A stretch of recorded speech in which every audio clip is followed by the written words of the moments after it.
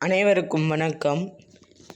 இன்று நாங்கள் இந்த வீடியோவில் பார்க்க போகிற விஷயம் என்னென்னா, இந்த புயல் காற்று என்றால் என்ன, கடைசியாக புயல் காற்று மூலம் நடந்த இலங்கைக்கு மிகப்பெரிய பாதிப்பு என்ன, இது ஒரு வரலாற்று நிகழ்வு.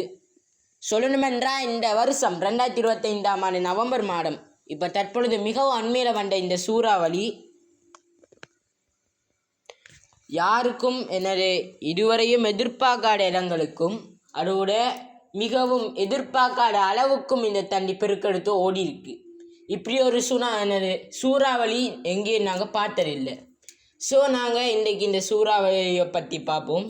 இந்த சூறாவளி எப்படி உருவானது என்பதையும் இதன் மூலம் நடந்த இலங்கைக்கு பாதிப்பு அதோடு இப்பொழுது எங்கே இருக்கின்றது பற்றியும் இப்பொழுது நாங்கள் பார்க்க போகிறோம். போகிறதுக்கு முன்னாடி இந்த வீடியோ பிடிச்சிருந்தால் லைக் பண்ணுங்கள், ஷேர் பண்ணுங்கள், சப்ஸ்கிரைப் பண்ணுங்கள், கூட பெல் பட்டனை கிளிக் பண்ணிக்கொள்ளுங்க.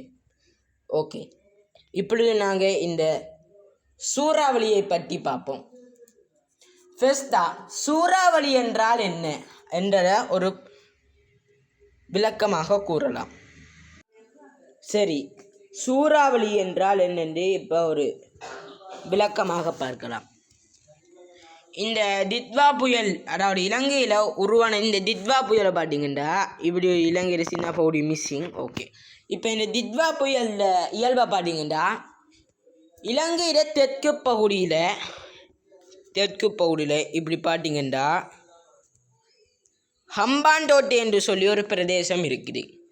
இந்த ஹம்பாந்தோட்டை பிரதேசத்துக்கு கரையோரமாக கொஞ்சம் சற்று தூரத்தில் இரண்டு இங்கே ஒரு காற்றமுக்க மையம், இங்கே ஒரு காற்றமுக்க மையங்கள் இருந்திருக்கு.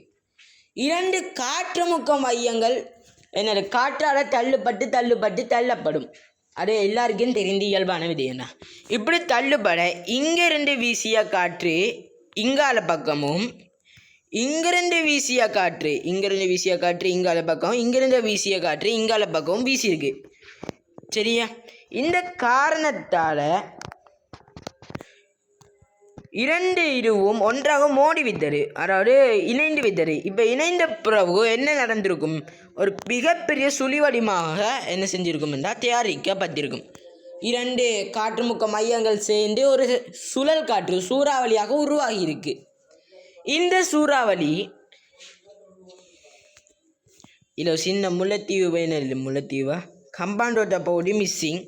இப்போ ஹம்பாந்தோட்டையிலிருந்து இப்படி இருக்கிற இந்த ரெண்டு காற்று தாளமுக்க மையங்கள் சேர்ந்த இது இப்பொழுது ஹம்பாந்தோட்டை யாழ சரணாலயம் இருக்குல்ல, அந்த பக்கத்தினூடாக நுழைந்து காணப்படுகிறது.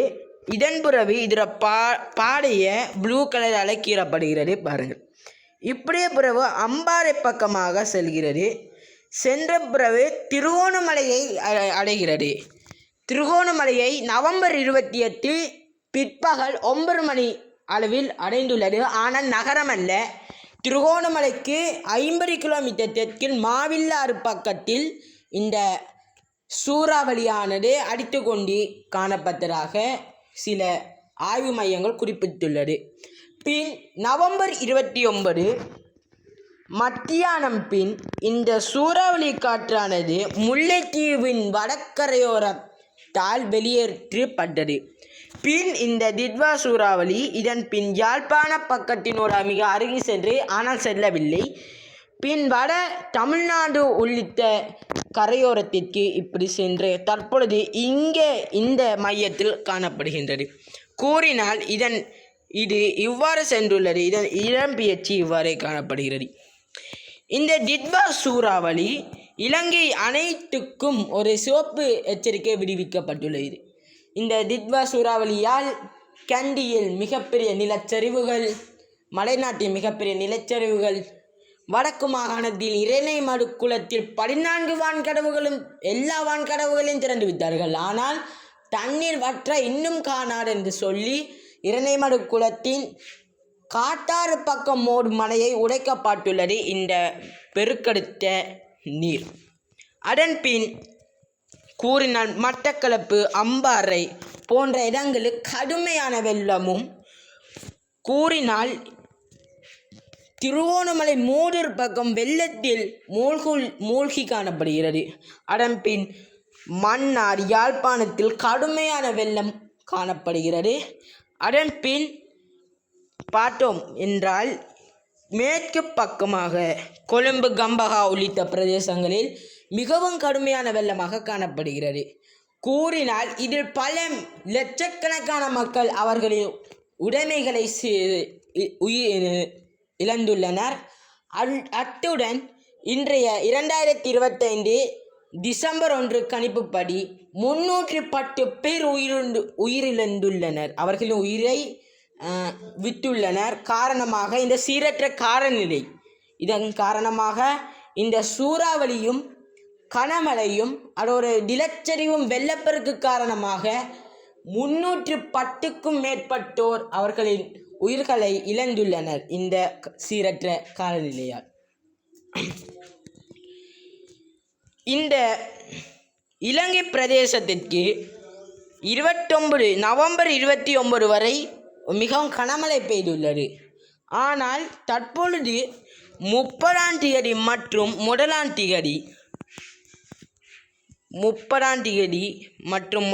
தேதி அளவில் இந்தியாவின் சென்னை மற்றும் ஒடிசா ஆகிய கடற்கரை ஓரங்களுக்கு அதிகளவு மழையை ஏற்படுத்துகின்றது. முதலாவதாக இப்பொழுது இந்த சூறாவளி என்றால் என்னென்று பார்ப்போம். சூறாவளி என்றது ஒரு சுழல் வடிவில் பலத்த வேகமாக வீசும் காற்று சூறாவளி ஆகும். இப்போ பாருங்கள், சூறாவளி என்றால் என்னென்னு இப்போ நாங்கள் பார்ப்போம். சரியா? ஒரு காற்றுமுக மையங்களால் சூறாவளி ஏற்படும் சான்ஸ் இருக்குது. கடைசியாக 2016ஆம் ஆண்டு கழனி கங்கை பெருக்கெடுத்தது என்றது எல்லாருக்கும் தெரிஞ்ச விஷயம்.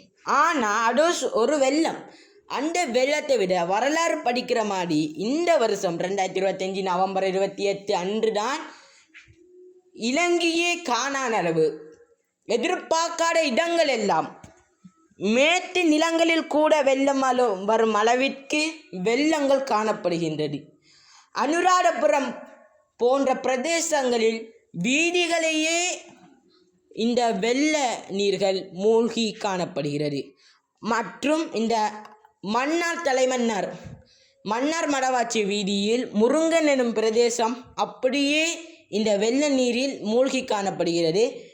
இதன் மூலம் வீதி போக்குவரத்து, பத்திரிகைகள் வெளியிடாமை மற்றும் பல இடங்களுக்கு செல்லும் பேருந்துகள், புகையிரதங்கள், போக்குவரத்து சில நேரங்கள் தடை செய்யப்பட்டுள்ளது. மற்றும் இந்த நெட்வொர்க் டேட்டா எல்லாம் தடை செய்யப்பட்டுள்ளது இந்த சீரற்ற காலநிலையாக.